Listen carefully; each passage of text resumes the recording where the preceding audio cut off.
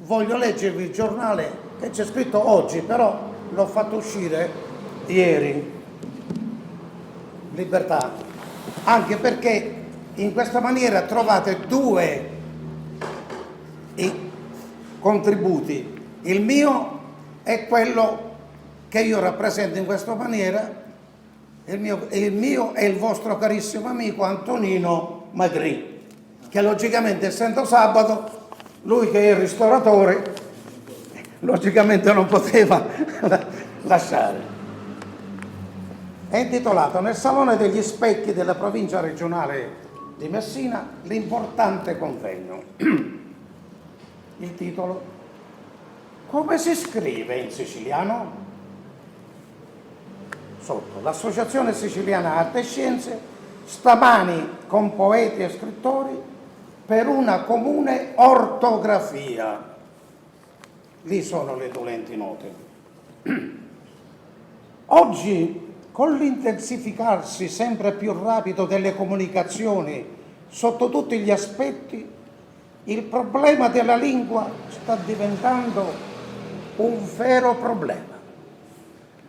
Un vero problema nella lingua italiana, perché sempre nuovi vocaboli stranieri vengono adoperati nella conversazione di un certo livello e soprattutto nelle pagine dei giornali e dei libri. Una volta venivano definiti barbarismi da evitare, oggi se ne fanno un vezzo. E invece oggi tanti scrittori e soprattutto i tanti giornalisti, ma non è che essi siano tutti laureati in lettere e contemporaneamente nella piena padronanza della lingua straniera, delle cui parole si fanno un vezzo inserire scrivendo in lingua italiana, né della stessa lingua madre. Le usano con sempre più spavalda disinvoltura, con il rischio reale di non far capire ciò che scrivono e ciò che dicono, visto che non si degnano almeno di tradurne il significato. C'è persino chi, scrivendo un romanzo in italiano, un giallo soprattutto, lo fa diventare sempre più giallo, inserendovi persino delle parole o addirittura delle frasi in dialetto. Ne curasse almeno l'ortografia, cosa sente sa suona, e hanno addirittura il coraggio di dire che in questo modo si fa come aggiungere il parmigiano sui maccheroni. Bene ha fatto quindi la regione siciliana, approvando l'inserimento nella scuola italiana, lo studio della lingua, della storia, delle tradizioni, delle arti della Sicilia.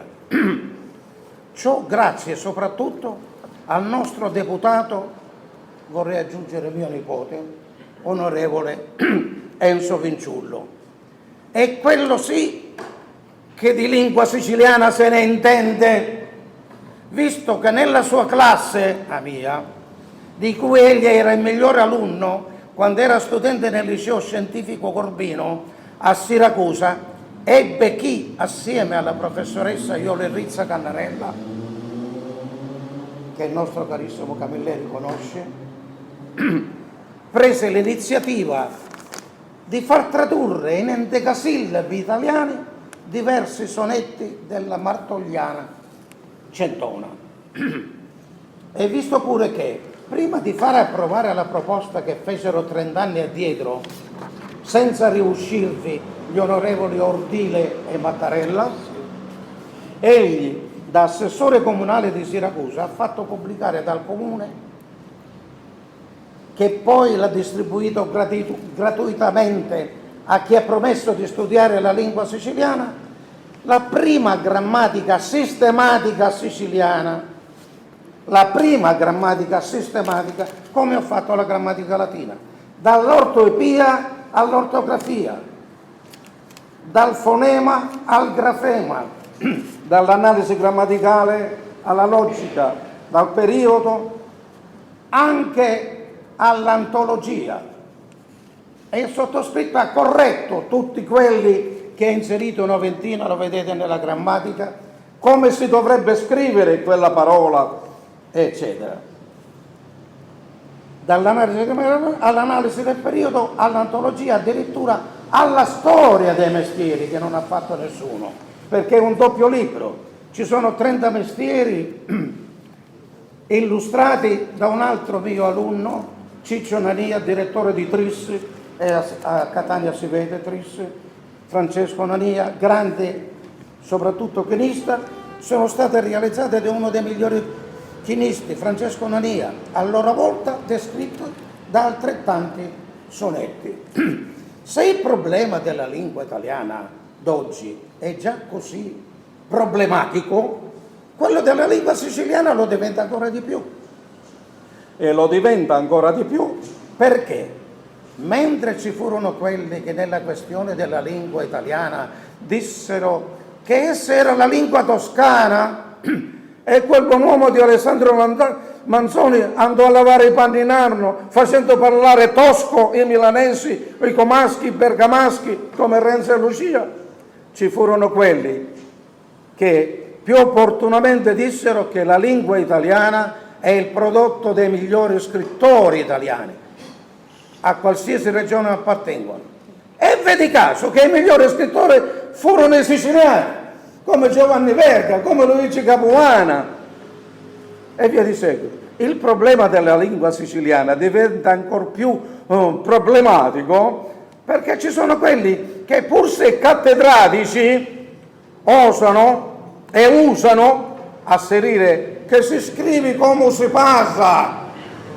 Vedi la buonanima di Culino, è storia, e io sono anche uno storico della lingua siciliana, alunno sia di Panvin sia di Giorgio Piccitti, perché ho preso 3 lauree, i bienni li ho fatti poi con loro facendo l'aiuto loro.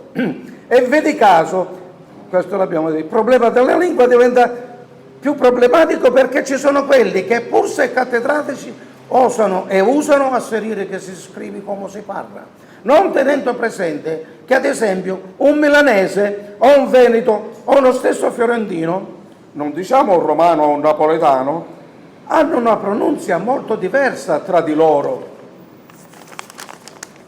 quando parlano in italiano. E uno che ha girato tutta l'Italia e tutta l'Europa se ne accorge se quello è romano, è toscano o è veneto, e come non ci se ne accorge. Però scrivono tutti alla stessa maniera.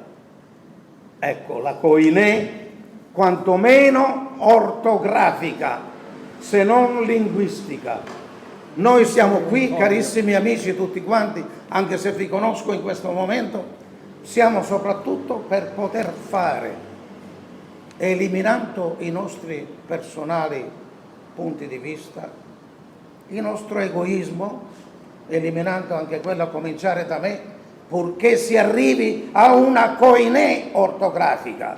Quando mi scrivono Ngagli e mi tolgono la feresi, e questo è un errore di italiano, quindi bisogna sapere prima bene l'italiano e poi passiamo al siciliano. Bene diceva Giorgio Piccitto, guardate che bisogna fare l'ortografia razionale o ragionata, la traduzione interlineare prima in italiano di quello che vogliamo portare poi in dialetto.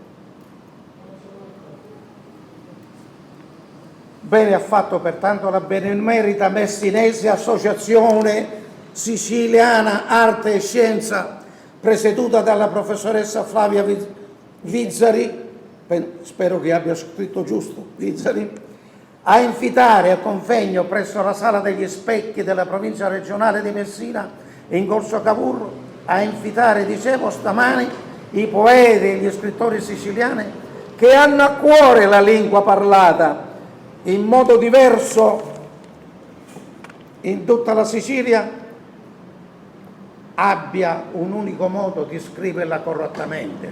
Ciò perché, se scritta più correttamente sotto il profilo dell'ortografia, si rende indubbiamente più comprensibile, non solo a coloro che siciliani non sono, ma agli stessi siciliani, che spesso si trovano in serie difficoltà leggendo un racconto, una lirica in lingua siciliana, perché non riescono a capirne il significato, essendo scritto con le zampette, senza rispettare le regole di ortografia e di grammatica tante volte. Sì, anche di grammatica, perché spesso, ad esempio, vedo scritti senza la dovuta feresi, con l'apostrofo, i due articoli indeterminativi di italiano.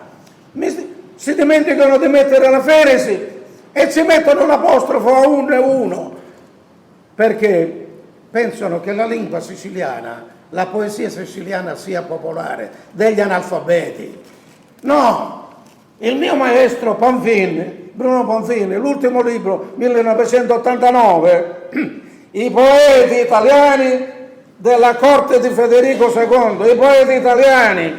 Quindi prima bisogna sapere bene l'italiano, non dico il latino e il greco, come il sottoscritto che sa solo leggere e scrivere e sa un po' di tutte le lingue. E ha preso la laurea anche in storia e filosofia e lingue, quarto anno francese, però facevo il BN, è chiaro.